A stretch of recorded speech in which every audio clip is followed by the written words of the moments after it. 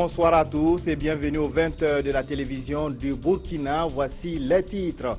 Le message de fermeté de Simon Compaoré, ministre en charge de la sécurité intérieure aux taximens de la capitale burkinabé. Les pratiques qui mettent en danger la vie des citoyens doivent cesser. L'utilisation par les taxis du gaz butane en lieu et place de l'essence est particulièrement pointée du doigt. En taxi, en bus, en voiture ou en moto, circuler à Ouagadougou n'est pas chose aisée, surtout aux heures de pointe. Quelles sont les causes des embouteillages dans la capitale burkinabé et quelles solutions pour fluidifier le trafic? Notre invité, M. Tiraogo Hervé Ouedraogo, directeur général de l'agence d'études d'ingénierie et de maîtrise d'ouvrage, nous apportera des réponses. Et puis le cessez-le-feu signé par les protagonistes de la crise syrienne n'a pas tenu 24 heures. Des avions ont bombardé ce matin la région d'Alep. Le régime de Damas et l'opposition syrienne se rejettent la responsabilité de la violation de la trêve entrée en vigueur samedi. L'incivisme dans la circulation et l'utilisation par les taxis du gaz butane en lieu et place de l'essence, des comportements auxquels Simon Compaoré veut mettre fin.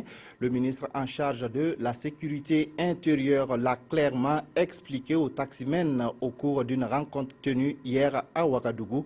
Des précisions avec Bouma Ernest Nebié. Le ministre d'État Simon Compaoré face aux taximens de la ville de Ouagadougou. Au centre des échanges, des mesures sécuritaires. Simon Compaoré ne veut plus entendre parler d'utilisation du gaz butane par les taximens comme carburant pour faire fonctionner leurs engins. Ce n'est pas des éléments négociables, c'est l'utilisation du gaz, ça on est formel. Et si en fin mars, il y en a qui n'ont pas obtempéré, nous allons purement et simplement mettre à notre corps défendant ce taxi-là en fourrière. Les taximens sont aussi invités à éviter toute utilisation de carburant frélaté. Les syndicats des taximens disent avoir pris note, mais estiment que le délai qui leur est accordé pour se conformer à la mesure est très court. Un mois, ce n'est pas tout à fait possible parce que on a demandé 6 mois, on n'a pas pu tout changer. Donc, ce n'est pas les 1 mois qu'on va pouvoir, mais on va essayer. La question de l'incivisme dans la circulation a été aussi évoquée au cours de la rencontre. Simon Compaoré a invité les taximens à respecter scrupuleusement le code de la route. L'occasion a été saisie par les taximens pour soulever un certain nombre de difficultés qui minent leur secteur. Des difficultés dont la résolution passe d'abord par une organisation saine des taximens eux-mêmes, a rétorqué le ministre d'État Simon Compaoré. Et c'est souvent à contre-cœur que les clients montent dans certains taxis au regard de leur vétusté.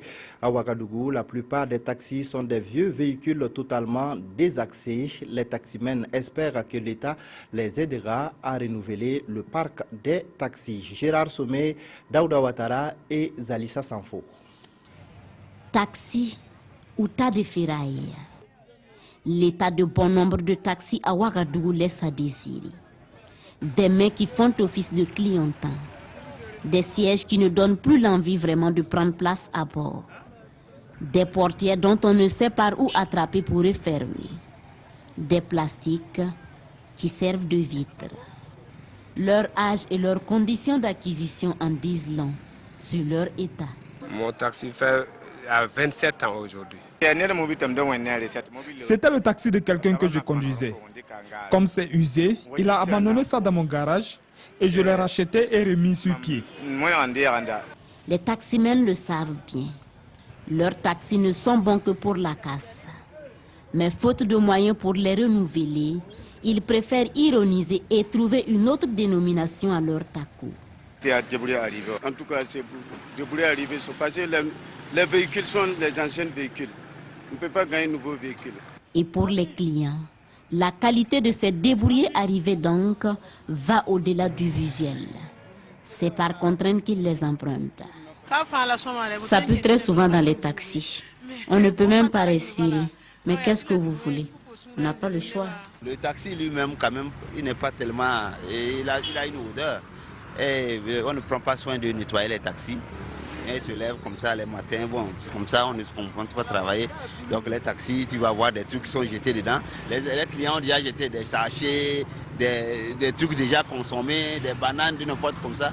Et puis on ne prend pas soin. Bon, et puis vous êtes dedans comme ça. À l'unisson, ils le reconnaissent. Un taco, ça décourage les clients. Ça vide les poches, sans compter les problèmes environnementaux. Alors, ils espèrent tous que l'État fera sortir de ces vieux tiroirs une vieille promesse, celle de les aider à renouveler leur parc automobile. Les bus sont l'alternative lorsqu'on n'a pas de moyens de déplacement personnel et lorsqu'on ne veut pas emprunter les taxis. Mais là également, il y a problème. La capitale burkinabé ne compte qu'une vingtaine de bus, des bus qui ont du mal à circuler au regard de l'étroitesse et de l'engorgement des routes. Focus sur la problématique de la mobilité urbaine à Ouagadougou avec Konsoum Koulibaly et Draman Dadia. Embarquement des passagers de la ligne 5 de la société de transport en commun de Ouagadougou Sotraco. Il est 18h. Ce bus fait la navette entre le rond-point Nabakoum près de la gare Sitaraï et Nyoko 1 à la sortie est de Ouagadougou, soit 11 km de route. Des arrêts de bus, on en dénombre une vingtaine à l'aller.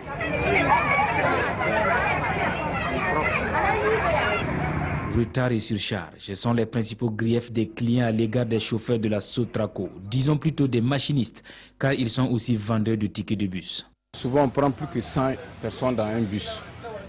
En tout cas, vraiment, c'est trop fatigant. Et bon, si je démarre là-bas, j'ai démarré là-bas à 18h, je devrais démarrer ici à 18h50. Bon, si je vais repartir, si je suis seul, le temps d'arriver là-bas, les clients pensent que c'est moi qui ai garé le bus. Quand je viens net, ouais, tu as duré. Le bus vient souvent en retard. Et quand on embarque, le chauffeur ne peut pas rouler vite parce que la voie n'est pas libérée, surtout aux heures de pointe. Mauvais état des routes, embouteillage sur certaines artères de la capitale burkinabé, piétons, conducteurs d'engins à 2 ou 3 roues et automobilistes se retrouvent parfois sur la même chaussée. La situation est devenue préoccupante pour les usagers qui ne cessent de s'accuser mutuellement. On a véritablement des soucis avec les conducteurs. Au niveau des arrêts de bus, par exemple, et tous sans prêter attention à ceux qui sont à 2 roues. Souvent, d'autres même nous insultent. Malgré tout ce qu'on brûle là, on nous insulte que bon, on conduit mal. Bon, alors que bon, on ne voit pas notre mal de conduire. Il y a des coins, bon, les cyclistes là peuvent rouler là-bas pour laisser d'autres voies, mais ils ne partent pas là-bas. Chaque fois, ils sont dans la voie où les véhicules doivent circuler. À Ouagadougou, la circulation est toujours agitée. Incivisme ou méconnaissance du code de la route. Pour certains, il faut nécessairement une nouvelle approche des mobilités dans les grands centres urbains.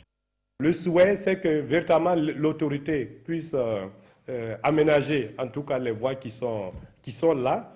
Et deuxièmement, dans les grandes réalisations à l'intérieur des villes comme Ouagadougou, Bobo ou les grands centres, nous plaidons pour que pour une fois, on puisse prendre en compte des voies dédiées aux bus. Ça peut être les couloirs de bus qui vont servir en même temps aux ambulances et au cortège présidentiel. Cela permettrait également de ne pas perturber le trafic.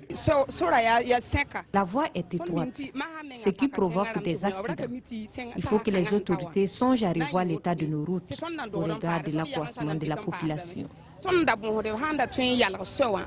Pour l'amélioration du trafic routier urbain, depuis 2003, la commune de Ouagadougou fait la promotion du transport en commun avec Sotraco.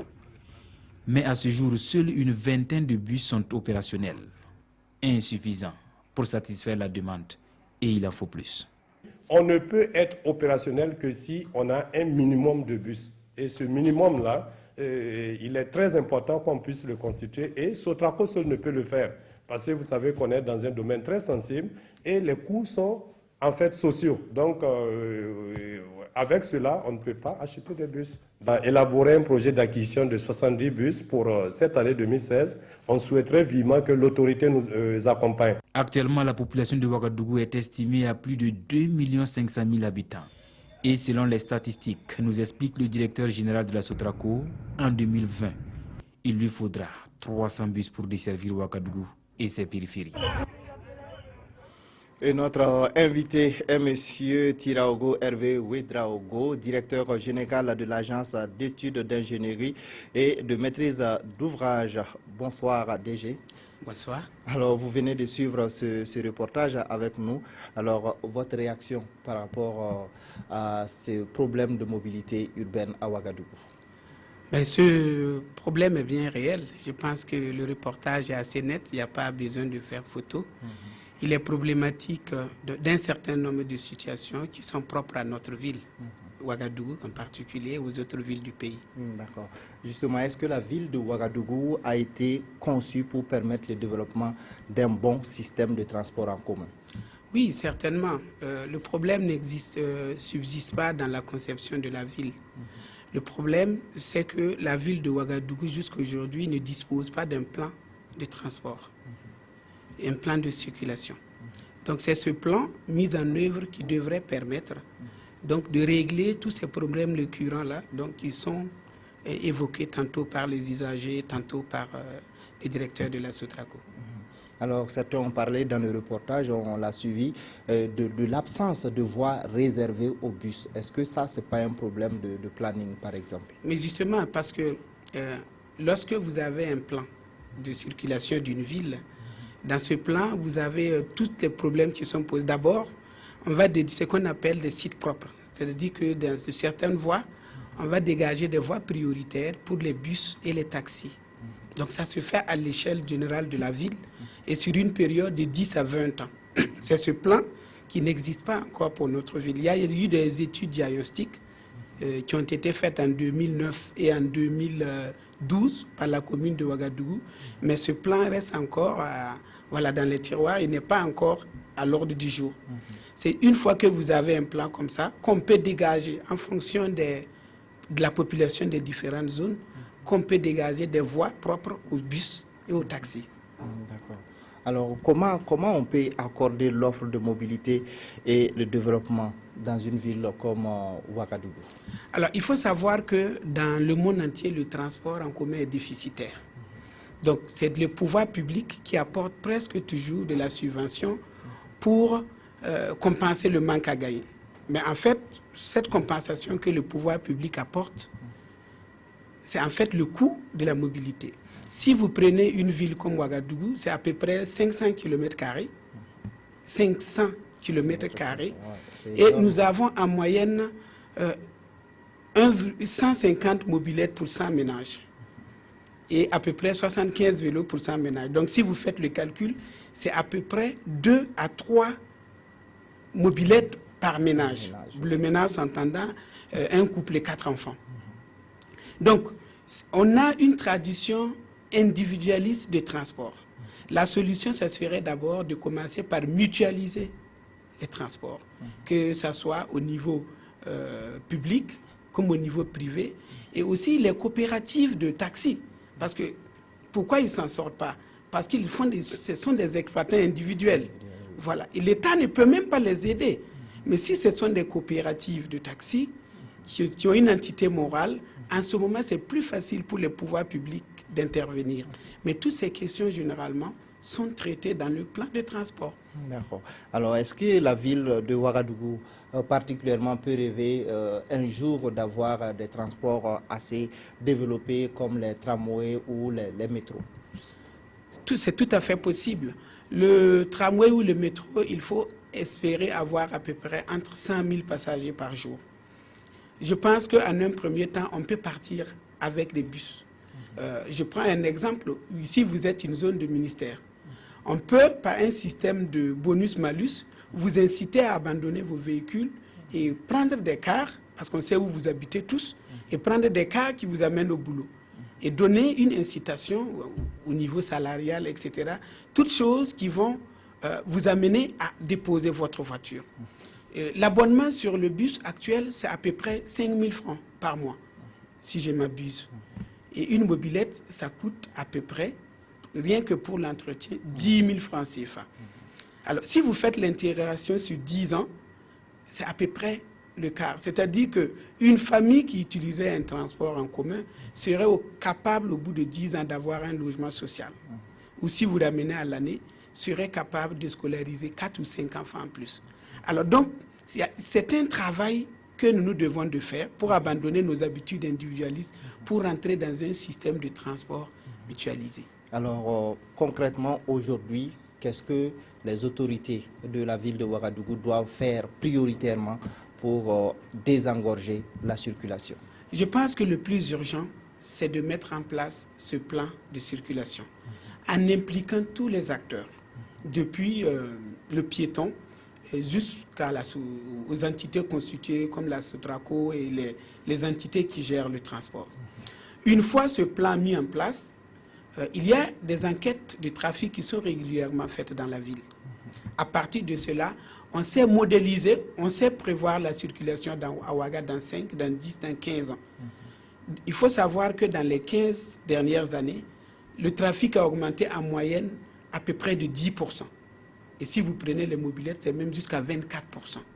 Donc, une fois que ce plan est mis en place, il y aura forcément une phase d'urgence qui va constituer d'abord à régler les problèmes de grands déplacements.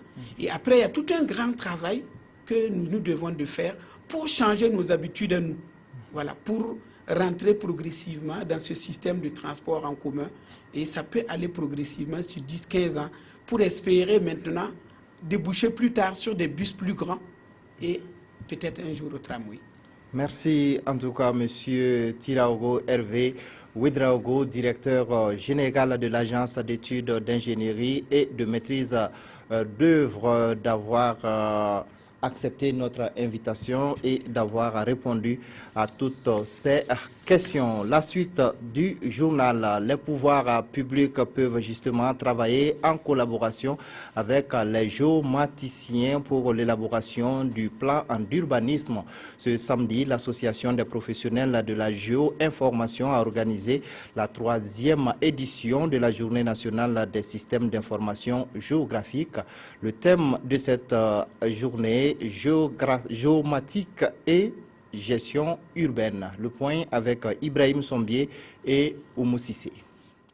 Les géomaticiens de l'Association des professionnels de la géo-information, APROGI, réfléchissent sur la géomatique et la gestion urbaine. Les villes du Burkina Faso sont en pleine croissance démographique, mais faute de données facilitant la maîtrise de leur expansion, la gestion pose de nombreux problèmes, d'où l'intérêt de cette rencontre. Nous avons des villes qui croissent et qui ont besoin d'être accompagnées. Le sujet étant donc d'actualité, nous estimons que c'est de notre devoir de traiter la question lors de cette 3e édition. Plusieurs communications sont au programme de cette Journée nationale des systèmes d'information géographique, SIG. Elle porte sur des thèmes comme les SIG dans l'élaboration des outils de gestion ou encore la contribution des SIG dans la gestion urbaine. L'urbain, c'est quand même un système complexe. Vous avez tout ce qu'il y a comme phénomène, souvent qui était rural, même qui est devenu urbain, les routes, tous les réseaux, hein, tous les services de base, toutes les infrastructures socio-sanitaires, etc. La connaissance de leur localisation, leur répartition, distribution spatiale permet quand même de faire une gestion efficiente. L'Association des professionnels de la géo-information est un cadre de réflexion, d'échange et de formation en géomatique. Une armée et une justice plus dynamique, c'est l'une des recommandations des premières journées parlementaires du groupe parlementaire Paix, Justice et Réconciliation nationale. Les travaux qui se sont achevés hier à Waïguia ont permis de discuter de la situation sécuritaire du pays. Irénée Kaboré et Alidou Alain Savadogo. C'est avec des motions de recommandation que les parlementaires du groupe Paix, Justice et Réconciliation nationale ont mis fin aux activités de leur première session. Des recommandations centrées sur la réconciliation et la sécurité pour une paix durable au Burkina. Nous avons recommandé que les effectifs de l'armée et des forces de sécurité soient renforcés, que le Parlement puisse assurer sa mission de contrôle dans le domaine donc, de l'armée. Qu'il y ait beaucoup plus d'équité dans la répartition des fruits de la croissance en termes d'investissement, en termes de réalisation d'infrastructures pour les populations. Et pour la réussite de leur mission, le groupe parlementaire Paix, Justice et Réconciliation nationale compte veiller à l'application de leurs recommandations. Nous demandons une justice sans exclusive, basée sur la vérité, sur la justice et sur le pardon. Nous avons demandé qu'on puisse élaborer une feuille de route nous permettant justement de voir les échéances et de pouvoir évaluer si effectivement cela a été pris en compte. Et nous pouvons interpeller à ce moment le gouvernement si ce n'est pas fait. Pour l'occasion, la présidente de ce groupe parlementaire a invité les participants à sensibiliser la population à l'union et au pardon pour une réconciliation réussie au Burkina. L'Assemblée nationale effectuera sa rentrée parlementaire le 2 mars prochain. En prélude à cet événement, le ministère de la Communication et des Relations avec le Parlement a organisé une conférence publique le 26 février dernier. Thème retenu, la séparation des pouvoirs aujourd'hui, théorie et pratique. Bernard Kombelem, Monkundabire. La séparation des pouvoirs aujourd'hui, théorie et pratique. C'est le thème choisi par le ministère de la Communication et des Relations avec le Parlement pour sa rentrée parlementaire. Un thème présenté par le juriste Seydou Koulibaly. Pour le conférencier, l'équilibre des pouvoirs demeure un idéal à atteindre au Burkina. L'exécutif exerce une influence indéniable sur le législatif et le judiciaire, constate-t-il. Toutefois, des avancées sont à noter. Le président de façon n'est plus le président du Conseil supérieur de la magistrature. Vous voyez que c'est une avancée. On disait que seul le président de façon, le premier ministre et un pourcentage donné des députés pouvaient saisir le Conseil constitutionnel. Aujourd'hui, le citoyen peut lui-même demander au Conseil constitutionnel de faire abroger une loi. À travers cette conférence, le dit ministère a voulu marquer sa présence à la session parlementaire du 2 mars prochain. Nous avons voulu marquer cette rentrée par une conférence. Vous avez une problématique qui est à la fois vieille et actuelle, avec tout le débat qu'il y a sur l'indépendance de la justice, mais également avec la nouvelle configuration de notre Assemblée, où on a effectivement une majorité qui est bâtie autour d'accords de partis. Nous voulons voir comment on fait pour que cette séparation des pouvoirs soit effective. L'initiative est une première et le ministre Dandjinou a laissé entendre que la dynamique va se poursuivre. L'idée étant de faire du ministère de la Communication une institution au service de la démocratie. Le Parlement des enfants, en collaboration avec le Conseil national de lutte contre l'excision, a célébré hier en différé la Journée internationale de lutte contre les mutilations génitales féminines MGF.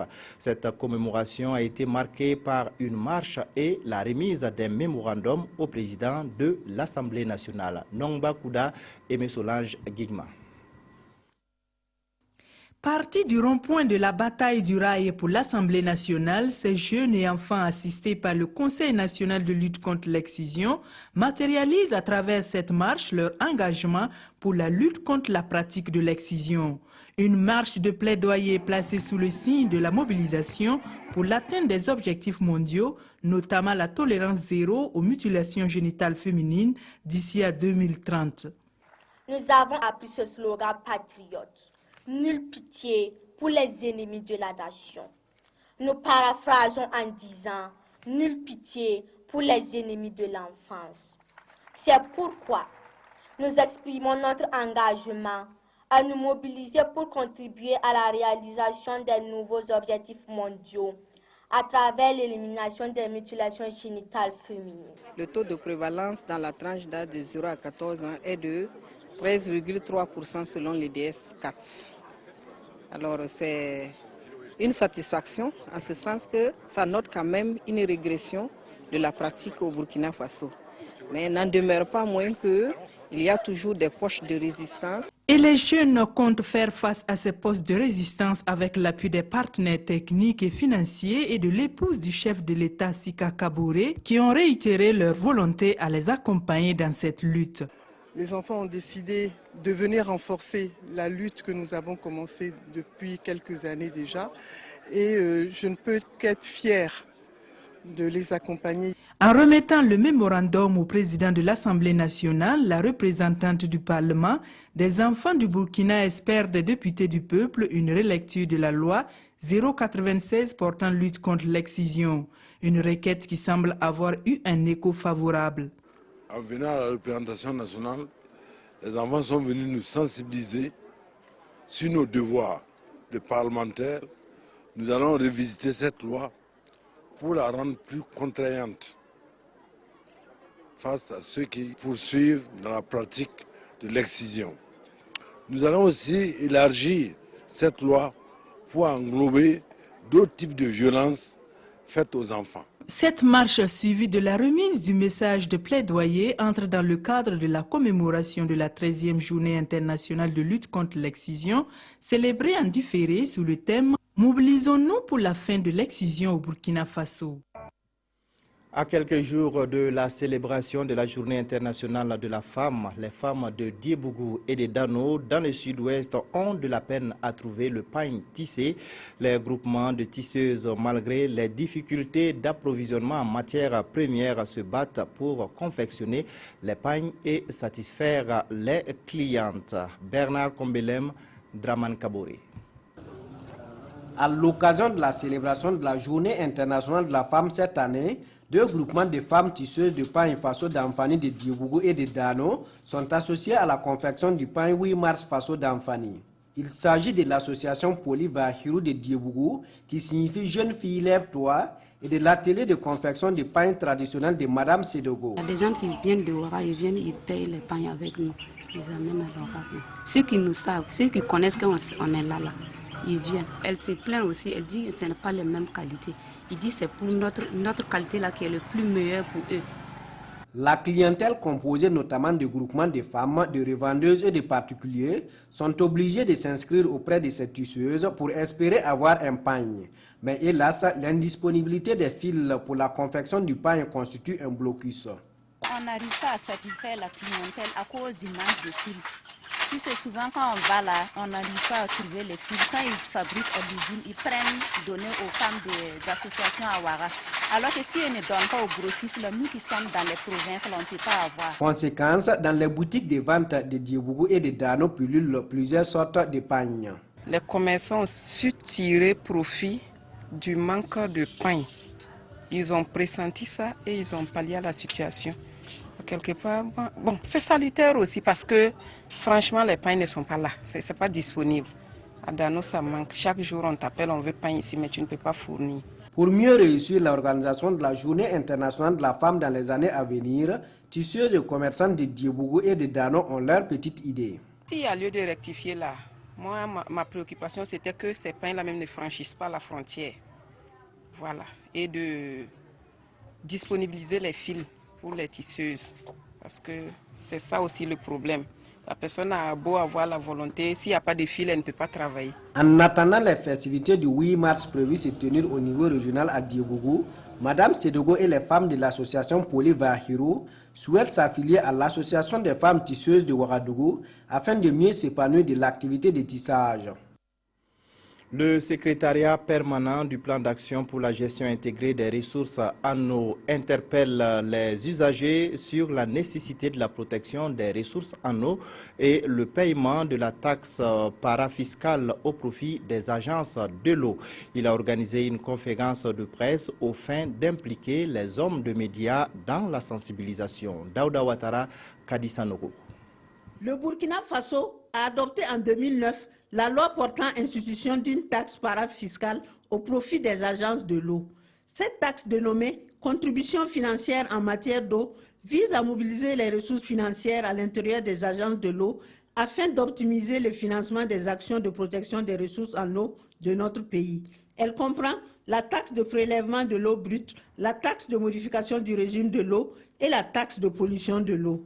Pour la conférence de presse de ce matin, c'était pour nous une occasion d'échanger avec les hommes de médias et pour leur présenter un peu la substance de la loi sur la contribution financière en matière d'eau et qui est basé sur le principe du pollueur-payeur et du pollueur-payeur. L'objet est de faire en sorte que les hommes de médias nous accompagnent à la sensibilisation et à l'information de tous les usagers du secteur de l'eau là et qu'ils doivent contribuer donc à la protection des ressources en eau. L'information et la sensibilisation des usagers menée par le secrétariat permanent du plan d'action pour la gestion intégrée des ressources en eau ont permis à un nombre important d'usagers de comprendre l'importance de cette taxe et à la payer régulièrement. Les membres du comité de pilotage du projet valorisation du maïs à haut rendement dans l'espace CEDEAO ont officiellement pris fonction mercredi dernier à Bobo-Dioulasso. Principale mission, veiller à ce que la filière maïs soit une filière porteuse. Karim Ilboudo, Moumouni Barou.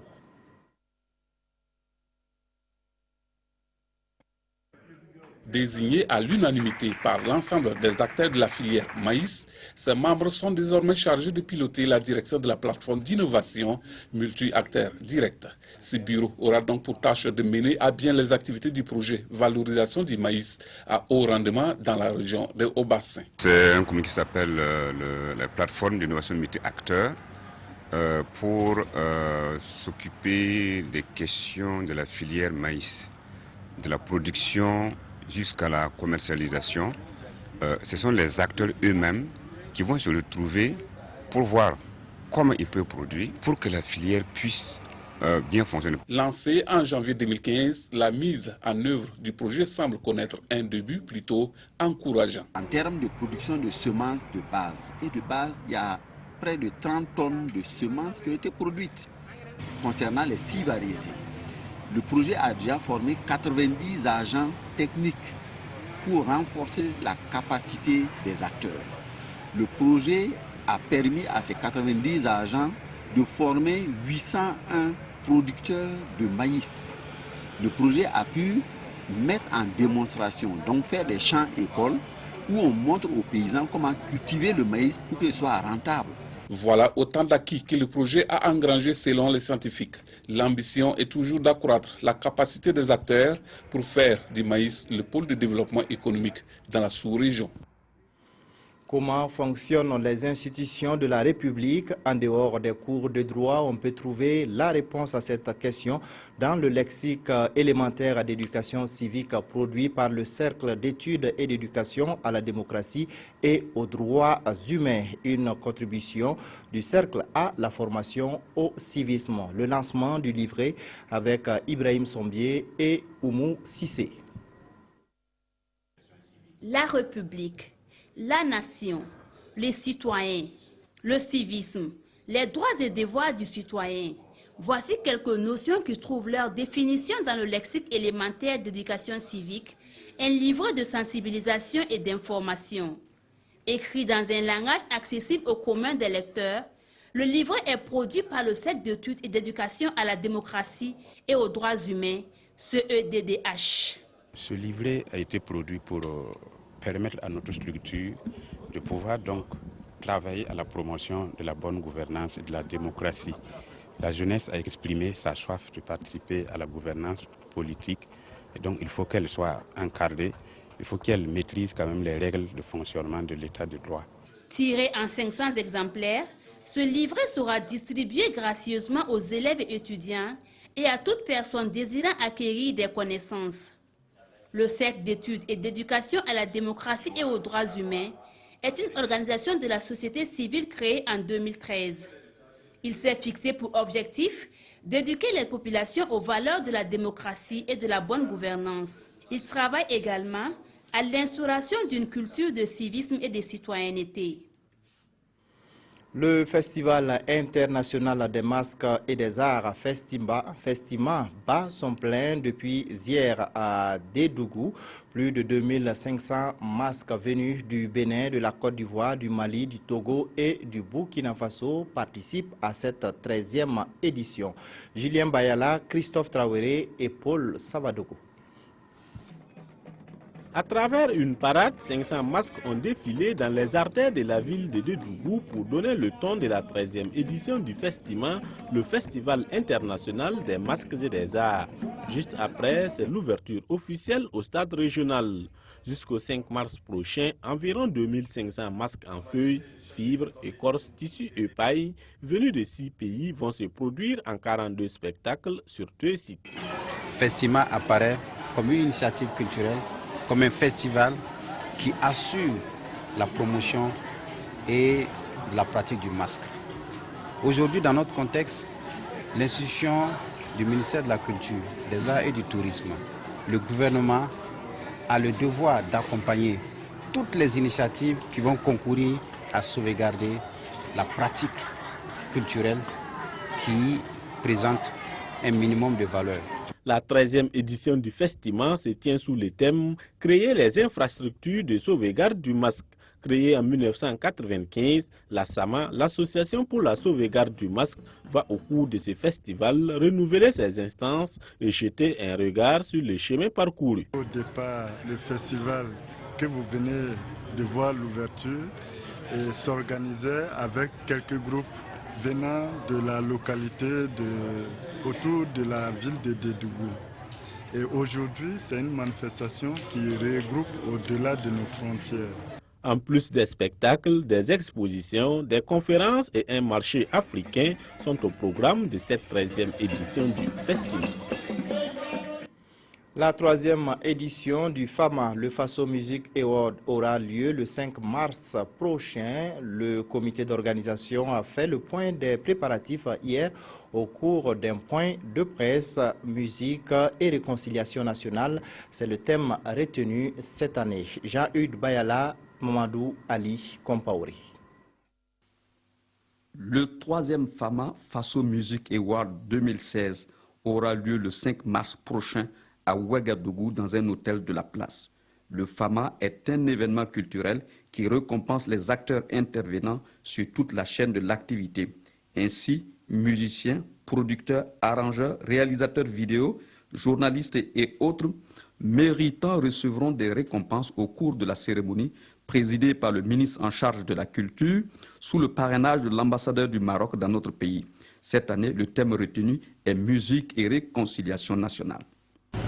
Le choix du thème s'explique par le fait que le Burkina Faso vient de très loin et qu'à un moment donné, lorsque nous avons suivi le discours du président de la République, son discours d'investiture, il a parlé de réconciliation nationale parce qu'on sentait qu'il y avait une fissure au niveau du tissu social au Burkina et il y avait la nécessité que chaque Burkinabé puisse travailler de sorte à ce que nous puissions apaiser les cœurs au Burkina et pour bâtir ce pays. Et donc je crois que c'est au regard de l'actualité politique de notre pays que nous avons estimé que les artistes aussi peuvent apporter leur contribution dans ce grand challenge, ce grand défi qui est la réconciliation nationale. Le 3e FAMA qui entend monter en puissance cette année a mis en place un plateau off où plusieurs artistes viendront se produire. Ce plateau, comme un pied de nez, se tiendra à l'espace TV5 sur l'avenue Kwame Nkrumah. Faire en sorte que les populations puissent se passer de l'aide, c'est la vision du Lalenaba Tigré qui compte promouvoir l'élevage et l'agriculture pour accompagner le programme du président du Faso. Il l'a fait savoir lors de sa fête coutumière ce soir, une fête communément appelée Nabaska. Le reportage est signé Urbain Sommet et Olopoda. La modernité ne doit pas nous faire oublier nos traditions. Et mieux, tradition et modernité peuvent s'arrimer pour donner à la jeune génération des repères sûrs dans un monde en perte de valeur. Cette vision que le Lalenaba Tigré perpétue chaque année à travers la célébration de sa fête coutumière, le Basga, vise donc à valoriser ce pan de la culture burkinabé. Cette année, le thème du Basga, c'est vraiment aider à se passer de l'aide. Et cela à travers l'élevage, à travers l'agriculture, qui sont deux secteurs de notre économie, et dans lesquels il y a plus de création d'emplois, il y a plus de création de richesses.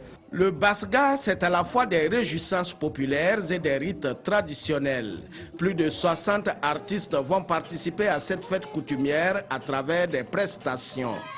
Et chaque composante a bien sa place. Le rituel, c'est habituel, c'est faire vraiment des sacrifices et demander à Dieu, aux membres des ancêtres, de bénir le Burkina, d'assurer la paix, la prospérité et vraiment la santé au peuple burkinabé.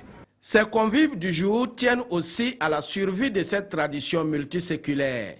Politiques, administratifs, parents, amis ou simples anonymes, ils sont venus nombreux pour rendre hommage à ce ministre du Mogo. La reine Awa Tigré, qui est un exemple d'engagement, non seulement pour la tradition, mais un exemple d'engagement également pour la vie sociale, l'économie sociale.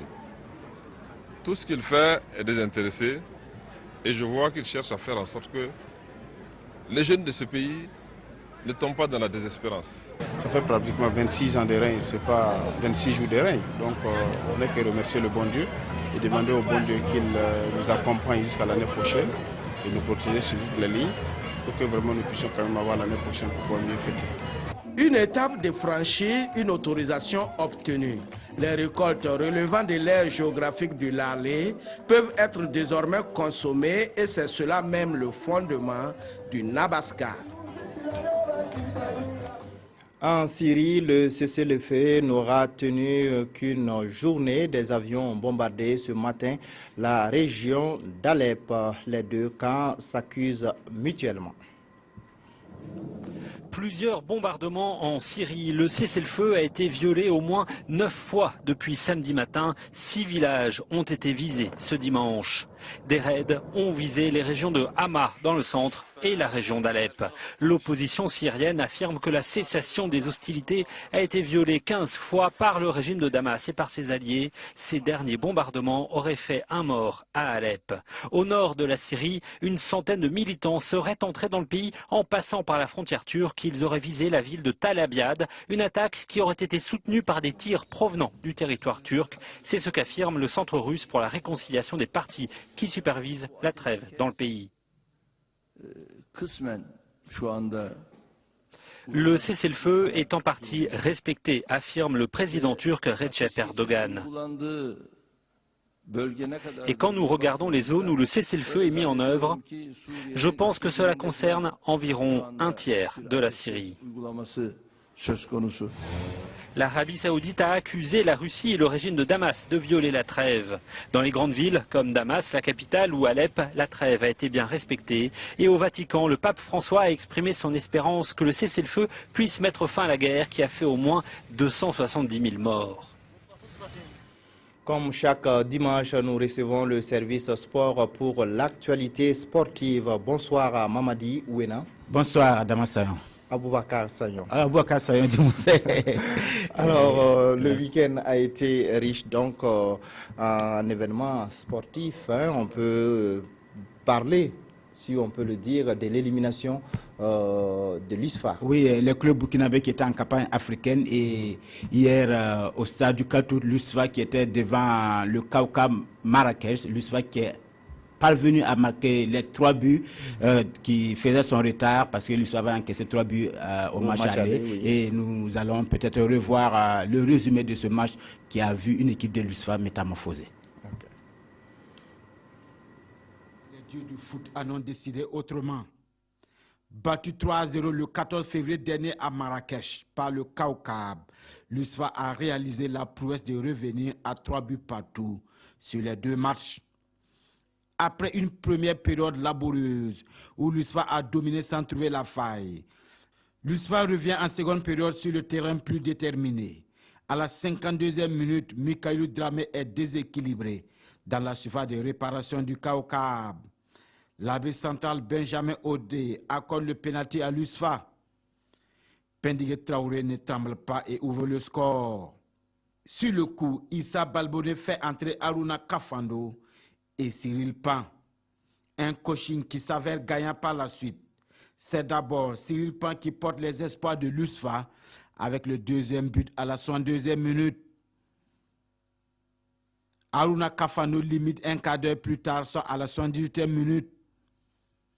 L'USFA mène désormais 3-0 et se retrouve à un but de l'exploit, mais n'y arrivera pas jusqu'à la fin du temps réglementaire. La séance des tirs au but est à l'avantage du Kaukab Athletic Club de Marrakech qui s'impose 5 tirs à 4. Ici, le Kaukab Marrakech.